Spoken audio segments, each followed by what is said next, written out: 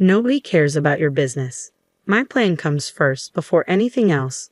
My daughter's birthday parties are the biggest priority. If you don't get her gifts right away, I'll ruin your daughter's funeral." A deafening yell from my mother-in-law made me regret picking up her call, especially at a funeral. I was shaking with anger. "My name is Amy. I'm a housewife in my mid-40s with a high school-aged daughter. You might think a high school girl would be fussy about makeup and fashion, rejecting clothes her mother buys, but my daughter is different. She gets along with me and gladly wears the clothes I pick out. She's a considerate and kind girl, but she's not like most girls her age. She can't lead a normal life, putting on makeup, dressing up, falling in love, and enjoying her student life. It's tough." "Are you okay? How's your fever?" "It's a bit down." "Want to eat something?" "I'm not hungry. I don't want anything." "You shouldn't say that. If you don't eat, you won't have any energy. I'll prepare some soup for you, okay?" As I worried over my bedridden daughter, I continued with the household chores. My daughter, Hannah, is sickly and suffers from a weak constitution. There's a medical term for her condition, but I won't go into details here. A week after Hannah was born, her umbilical cord fell off and blood gushed out. We rushed her to the hospital where they diagnosed her with a certain disease. Since then, despite numerous treatments, she has never fully recovered and lives with the disease. Regular hospital visits are a must, and due to the side effects of her medication, her health often deteriorates. During severe periods, she has to be hospitalized. Since becoming a high school student, she's hardly been able to attend school. By any standard, it's unlikely she'll graduate at this rate. Nevertheless, Hannah goes to school on days she's well. On those days, she tries to be like a normal high school girl, fussing over her hairstyle, which brings a smile to my face. She doesn't wear makeup because it's against school rules. A diligent and good girl, even when suffering from illness, she strives to live with a cheerful spirit. I am proud to have a daughter like her. My husband is equally smitten with our daughter. If she becomes bedridden, he's quick to say, "I'll take the day off work and look after her." Of course, I have to give him a little push and send him off to work. We need him to keep bringing home the bacon, or we'll fall into a financial crisis. When I assure him that I'll take good care of Hannah, he reluctantly heads off to work. That's our everyday life. We're worried about our daughter, but our family is in good spirits, and I have a strong bond with my husband. I was blessed, living a peaceful life, but there was one person who wasn't pleased with our situation. Hannah is running a fever again. It's just pitiful. I wonder who she takes after. "Mother-in-law, what brings you here today?" "What's the matter? Can't a mother visit her son's home? You're such a cold-hearted daughter-in-law. A frail granddaughter and a demon for a daughter-in-law. Lord, if I could only have the post-retirement years that I dreamed of." "Yes, the person who is unhappy with our household is my mother-in-law. She frequently visits our home, which is just 3 bus stops away, and constantly spews her classic passive-aggressive remarks. She's enjoyed tormenting me ever since we got married. Now she's also unpleasant towards Hannah. Doesn't she find her own granddaughter adorable? My son never ran a fever this frequently. Amy, isn't this something from your side of the family?" "Mother-in-law, as I've explained countless times, Hannah's illness isn't hereditary. It's—" "No, I'm sure your family's genes are playing a role here. I always knew taking you into our family was a bad idea." My mother-in-law seems fixated on belittling my family lineage, and her snide remarks never end. Eventually, I've grown accustomed to dealing with her, realizing that arguing is a waste of time. I let out a sigh, grabbed the freshly made soup, and headed to Hannah's room. "Hey, I'm not finished talking yet." I could hear her yelling from behind, but I just ignored her. Once I entered Hannah's room, her voice became faint. "Grandma came over again, didn't she?" "Right, same old mother-in-law bashing. No helping it, I guess. Grandma's just—" My daughter Hannah let out a raised smile, but I know she understands. There's no way she can't hear my mother-in-law's loud voice, yet Hannah never speaks ill of her grandmother. On the contrary, she'll make a guilty face and say, "I'm sorry, Mom. It's because of me." "Hannah, it's not your fault at all." She's not at fault in the slightest, yet Hannah apologizes to me. I don't want her to feel this way, so my husband and I always greet her with smiles. We create a cheerful atmosphere, not wanting her to dwell on negative thoughts, but my mother-in-law destroys that atmosphere in an instant. As I hugged Hannah tightly, I bit my lip, feeling her thin body so unlike a healthy high school girl. Feeling Hannah's warmth, I felt a sense of relief, but also realized that I must start keeping a distance from my mother-in-law.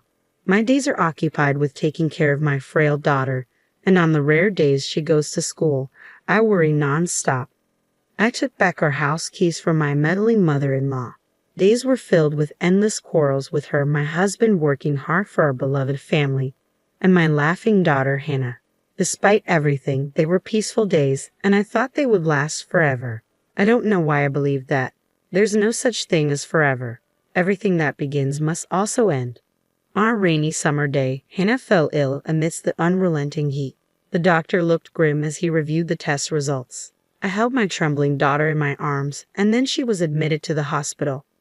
Summer vacation had begun, and by the time it ended, Hannah was still in the hospital, still receiving treatment. Those were incredibly difficult and painful days. Hannah looked like she was suffering so much. Even so, I believed she would recover. She would surely get better. More than anything, Hannah herself believed that. But Hannah passed away. Dad, Mom, I love you. Those were her last words before she embarked on her far-off journey. Looking up at the dreary sky as the autumn rain continued to pour, I was in tears. The tears wouldn't stop. It was raining during the funeral, too. It felt like the sky was crying for me as I was too busy to even shed tears. The tears I shed on the day Hannah passed away have now dried up. I was that busy. My husband, too, had taken time off work and was rushing around. I was swamped with contacting relatives and Hannah's school. That's the only way I could cope. I couldn't stand it unless I was busy. The loss I felt from losing Hannah was that immense. Many people came to the funeral in the rain. Even though she didn't go to school much, many of her friends came to pay their respects, and they all cried. There were kids who screamed and cried out in disbelief. Some broke down, crying, saying they would love her forever. Watching them, I felt a perverse sense of happiness. Everyone loved Hannah. Knowing that she was a child who was so loved, I couldn't help but feel happy. Many people spoke to me, and they all praised Hannah. My parents hugged me as they cried, and I couldn't help but break down in tears. It was then that my phone, which was in the pocket of my black funeral attire, vibrated. I had my phone on me in case someone needed directions to the funeral, so I quickly stepped away from my seat and looked at the screen. The caller ID showed it was my mother-in-law. My father-in-law had already passed away, and although I had contacted my mother-in-law, she hadn't come to the hospital during Hannah's final moments, claiming it was impossible because she was far away. She said she couldn't attend the funeral today either because she had something important to do. But I wondered if she might have changed her mind and wanted to say goodbye to her grandchild. So I answered the phone, but I instantly regretted it. "Amy, what on earth are you doing?" she yelled at me. "Huh? I'm at Hannah's funeral. Stop joking around and get over here right now to your place." "That's impossible. What are you talking about?" "Right back at you. I told you I had something important to do today, didn't I?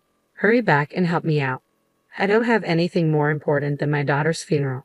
Nobody cares about your business. My plan comes first before anything else." What on earth is she talking about? As a mother, my daughter's funeral is the most important thing right now, and it's wrong of my mother-in-law not to even care about her grandchild's funeral. My mother-in-law had been adamant about not going to the funeral, no matter what my husband said. "Why do I have to help you with your stuff? If it's more important than your granddaughter's funeral, why don't you handle it yourself? You're my daughter-in-law. You're supposed to help me." "I don't understand what you mean. I'm celebrating my super precious daughter's birthday. There's nothing more important than this in the world." "Excuse me." I couldn't help but take an extraordinarily long time to respond. "What did you just say?" "My daughter is coming home after such a long time, and coincidentally, it's her birthday too. We have to celebrate it grandly, don't we? Like I care. So, I need to thoroughly clean my house and prepare a huge feast. Come over here fast." "But as I said, I'm in the middle of a funeral right now. I don't care about that. My daughter is more important than my granddaughter. Also, bring a present with a budget of over $500. Hurry up. If you don't bring any gift right now, I'll ruin your funeral." Click. I hung up on her. I couldn't stand to listen any longer. If I had to hear any more from my mother-in-law, I felt like I'd march over there with a baseball bat. Just how selfish can she be? Prioritizing her daughter over her granddaughter at a time like this? I'm not saying they should be compared, but to say her daughter's birthday is more important than Hannah's funeral. She must be kidding. I told my husband, Mike, everything that had happened, and we decided to ignore her. Mike tried to contact Sandy, but either she was still on the plane or we just couldn't reach her. Pulling myself together and regaining my composure, I returned to shedding tears at my daughter's funeral. The day after the funeral, Sandy visited our place. She had read Mike's email and flew here right away. She thought it would be faster to come home than to try to get in touch while traveling from where she lives, but it took her a long time to get here. In the end, she didn't make it to the funeral. Bowing her head in apology after paying her respects at the altar, she shared various stories with us. Stories I had never heard before about my daughter and Sandy, whom we hardly ever got a chance to see. Listening to them, I found myself reminiscing about my daughter when she was little, and once again, I started to cry. In the end, my mother-in-law didn't even bother to come to pay her respects. My sister-in-law, Sandy, deeply bowed her head and apologized for this. "I'll do something about my mom," she said before leaving, but I wondered what she meant by that. A few days later, the reality that my daughter was gone still hadn't sunk in, and I found myself in her room, holding on to the memories she left behind. I gently stroked her study desk. The room, untouched since her death, was filled with so many memories of her. Just as I felt like I was about to cry again, the doorbell rang unexpectedly. Startled, I quickly wiped away my tears and looked at the monitor. To my surprise, it was my mother-in-law, the same woman who had injured both my husband and me with her inappropriate remarks on the day of the funeral. She hadn't come to pay her respects and hadn't shown up in the days since. What does she want now? I had no intention of opening the door, so I responded via the intercom. "What can I do for you, mother-in-law?" "Oh, Amy, please help me," she said. Her unexpected plea for help left me puzzled. I might end up joining my granddaughter if this keeps up. "Please help me," she exclaimed, saying something unthinkable. Wondering what was going on, I reluctantly opened the front door and my mother-in-law fell in. "What's going on?" "Help me, my daughter, my daughter." While I was trying to understand what she was saying, a figure suddenly came into view.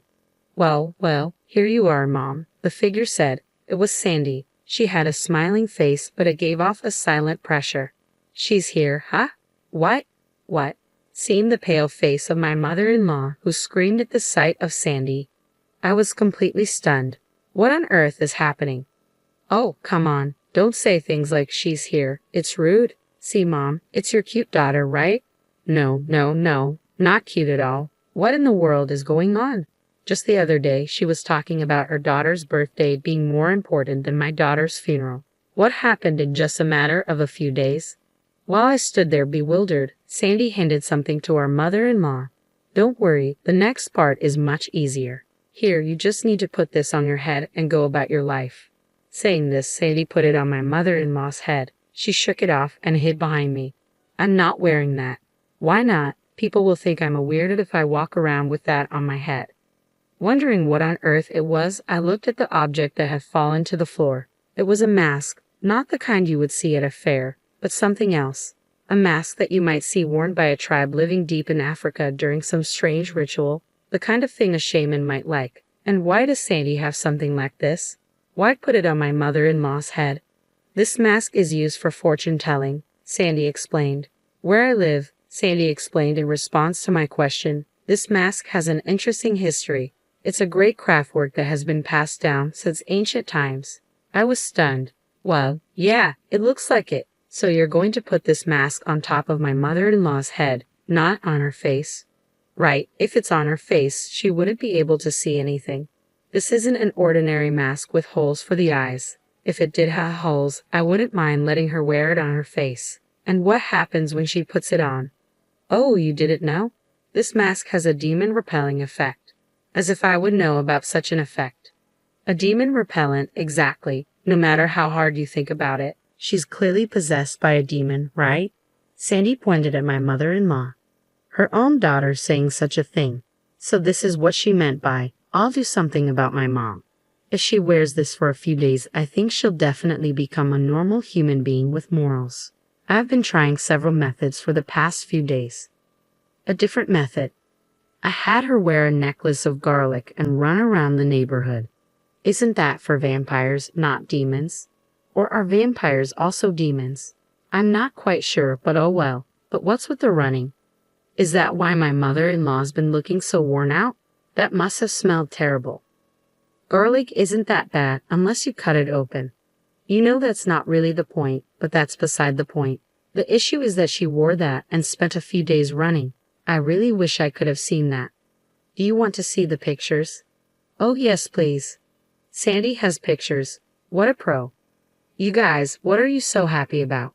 Show a little more sympathy for me. My mother-in-law started to complain as Sandy and I were laughing and looking at the pictures. I almost forgot she was here. Why do we have to show sympathy for you? Sandy looked up from her phone and glared at her mother-in-law. Why? Because you're my daughter. If you want sympathy from your daughter, why don't you become a person deserving of sympathy? Do you think there's anyone else as sincere as I am? My mother-in-law retorted. Where's the good in someone who dismisses their grandchild's funeral as whatever? Sandy exclaimed, her mouth wide open in anger. When I rushed home for my niece's funeral, I found you just lounging at home.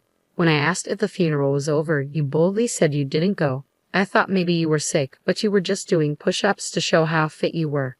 Push-ups? I echoed in disbelief. She wouldn't even go light an incense at the wake. I don't care about my birthday. Screw that, Sandy continued. What are you talking about? It's a parent's duty to celebrate their child's birthday. I've never heard of a grandmother prioritizing her daughter's birthday over her grandchild's funeral. The shouting match grew so intense that both Sandy and my mother-in-law were panting heavily. That's why I'm saying we need to cleanse this rotten character of yours as if you've been possessed by a demon, and start over. Sandy cried out, tears suddenly rolling down her cheeks. It's pitiful that Hannah had a grandmother like you. Her words stuck in my throat. Sandy loved my daughter too. Even if the time they spent together was short, there was no doubt that Sandy loved her. Holding back the tears that threatened to spill, I stared hard at my mother-in-law. She faltered for a moment under my gaze. Mother-in-law, I said firmly, what did you do for my daughter when she was alive? And I'm not talking about giving her stuff. You didn't even care about her, did you? So what if I didn't? She snapped. There's no way I could have doted on such a frail child just because she's my granddaughter. But my daughter adored you, I said quietly. At my unexpected words, my mother-in-law was at a loss. I told her to wait a moment and went back into the house. From my daughter's room, I took something and returned to my mother-in-law, who was still at the entrance. Then I handed her a letter. What's this? She asked, looking puzzled. It's a letter from my daughter to you. My mother-in-law looked back and forth in surprise between me and the letter. In my hand was a letter certainly addressed to Grandma in my daughter's handwriting. She tentatively opened it and began to read. As she read, her eyes widened, and before we knew it, tears were welling up. No, I didn't do anything for Hannah, she whispered, her voice breaking. I was never kind to her or showed her love. Crying out, my mother-in-law collapsed to the ground on her knees. Picking up the letter that had fallen from her hand, my sister-in-law also read it. Sorry for not being a healthy granddaughter. I'll try to be stronger, so don't hate me. I love you, Grandma. Hannah. Even though she was such an unloving old woman, Hannah was a kind child. Yes, she truly was, I murmured, my sister-in-law nodding with tears streaming down her face. Tears wouldn't stop from my eyes either. I'm sorry for being such a terrible grandmother. I'm sorry. Forgive me, Hannah, my mother-in-law sobbed, bowing deeply on the ground. The three of us cried together for a long time. When my husband came home to find us in tears, he was taken aback. My sister-in-law briefly explained, then took my mother-in-law home. Despite her shaky steps, my mother-in-law clutched Hannah's letter tightly. A few days later, my mother-in-law expressed her wish to pay respects at Hannah's memorial portrait. I firmly declined but told her it would be fine for her to visit the grave after the burial service. Once the mourning period concluded, over the phone she said quietly, I'm sorry. No matter how much she reflects and regrets, I can forgive her cold attitude toward Hannah while she was alive, and certainly not her behavior on the day of the funeral. I plan to continue being almost entirely estranged from her, and I think my mother-in-law has sensed that. The pushy and slay old woman she once was is nowhere to be seen anymore. My sister-in-law returned overseas, and my husband keeps contact with my mother-in-law to a bare minimum. My mother-in-law now leads a lonely life in her old age, having developed dementia. Luckily, we quickly found a retirement home for her, and now she lives there. Of course, I don't visit her, and my husband only goes when it's necessary. According to him, my mother-in-law keeps murmuring, I'm sorry, Hannah. Even hearing that, I feel nothing. No matter how many years have passed, I can't forgive her, and I don't even want to. But then I think of Hannah, and my gaze falls on a picture of her smiling happily. If it were Hannah, that kind girl, she probably would have forgiven my mother-in-law. No, she probably never even held a grudge in the first place. She was such a kind child. Mom, I love you. I thought I heard her voice and gently wiped my eyes.